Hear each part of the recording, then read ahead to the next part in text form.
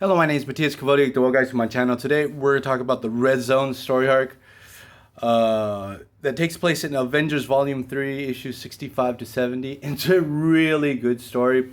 It's written by Geoff Johns. Got to check who's the artist on this one. Olivier Coipel. Oh man, he really kills it on this. And one thing I really realized about this story, it's gruesome. Like, really dark and messed up stuff happened in this story. You literally see dead bodies everywhere, and it got me thinking that stuff like this nowadays, like in normal Marvel stories, maybe in like the darker lines or noir lines, you might see stuff like this, but in normal Marvel stories, you're not going to see something so dark. So the basic premise of the story is that this biological weapon gets unleashed in the area of Mount Rushmore, and I'm not sure which is the closest city to Mount Rushmore, but it also hits that city. This red cloud of poison just starts billowing down the mountain and starts killing people left and right, and it's really messed up the whole situation. And the Avengers get called in to help with the evacuation and get to the bottom of what the hell happened. And the whole situation with the heroes, the way they're written, like, it adds weight to the situation. Like, all the heroes are really broken of what the hell is going on, dealing with all the deaths. There's one part where they actually have to use hazmat suits, and She-Hulk has to deal with claustrophobia and seeing all these dead people and walking within the red cloud. Drives her crazy. It's really well written. Like, John's writing on this, it's fantastic. Here we have one moment, we have this evacuation helicopter. Vision saves this kid, and the soldiers pointing guns at him and say, hey, no, we can't take any more weight. Chopper might go down. And Vision just directly snatches the guns out of their hands and throws them out of the helicopter to say, okay, that's the weight of the kid. So you feel like everything's very, very serious, but not being overly melodramatic. Another cool thing is during this time, Vision was having issues with his phasing powers. So you would always see his mechanics and his robotics below when he would use his powers. That looks so sick. Like, Coipel's art, it's fantastic. I'm pretty sure this story came out in the early 2000s. I'm not sure exactly when, but like, there's something that gives you a date, gives you an idea. So the Avengers line up during this time: Scarlet Witch, Scott Lang, Ant-Man. I really loved him on the Avengers. She-Hulk, Warbird, sort of on the team. She's actually working with the government, but here they're working together. Jack of Hearts, an Avengers that I've never been too interested into, but I liked his conflictive relationship with Ant-Man in this particular run. So the Avengers are trying to help as much as possible. They're actually having some friction with the army. Things are getting sort of complicated because the Secretary of Defense, this guy called Rusk, what we discover, spoilers, read this story, it's really good.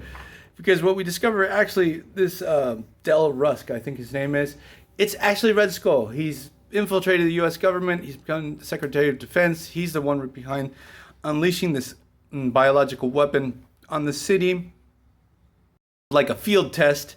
And it's really good. It's like one of the best Red Skull stories I've read, especially fighting. You don't see Red Skull going up against the Avengers too often. So here he hasn't revealed himself, but he does tell Iron Man and Black Panther, who are trying to find the cure to get out of these government facilities, that the Avengers are not officially sanctioned by the U.S. government. They are by the United Nations. I might be totally wrong, but at least this is what's referenced here. We got Henry Peter Gyrick, a character I love to hate. But in this story, Gyrick actually plays a really interesting role because he's not down for everything Rusk is up to. Like, he knows his hands are way too dirty. Like, Gyrick, his role in the story is to be the asshole and antagonist.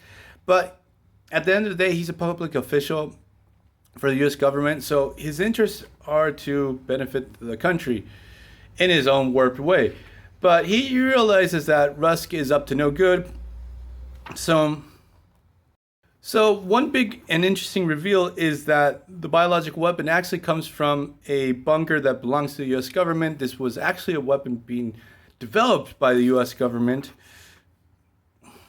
that the U.S. government was creating biological and chemical weapons. This was sort of a big thing because I think this story came out around the time of the Iraq War, that one of the excuses to get into the war was biological and chemical weapons.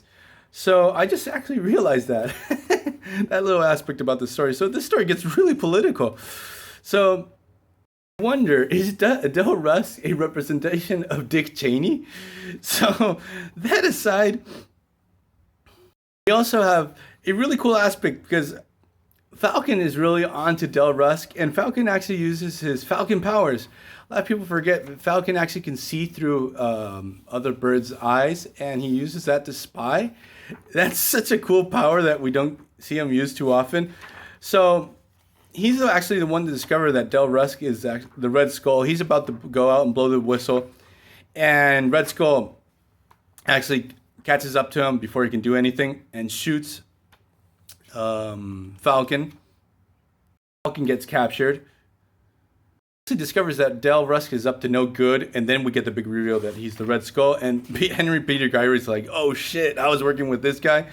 So then we get a really cool moment where She-Hulk gets exposed to the biological weapon, and hulks out and kills Vision for the first time. Like, she kills Vision 2 times in the series.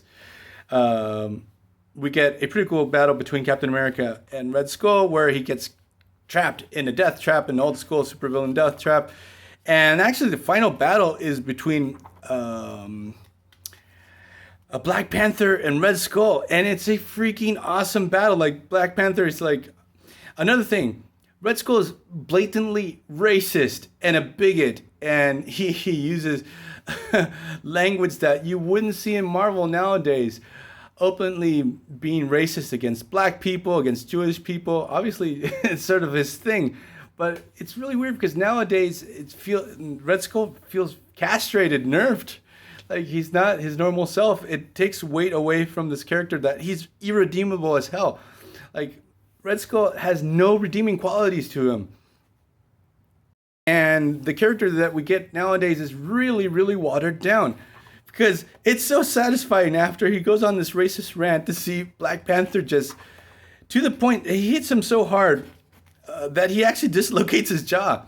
And there's another epic moment where Falcon calls every single eagle and falcon in the area, and they attack Red Skull. It's really, really good. So I'm going to leave this story here. Sorry if I spoiled it and you haven't read it before. You also get George W. Bush in this story. That's priceless. I just realized that. So see you guys next time. Bye.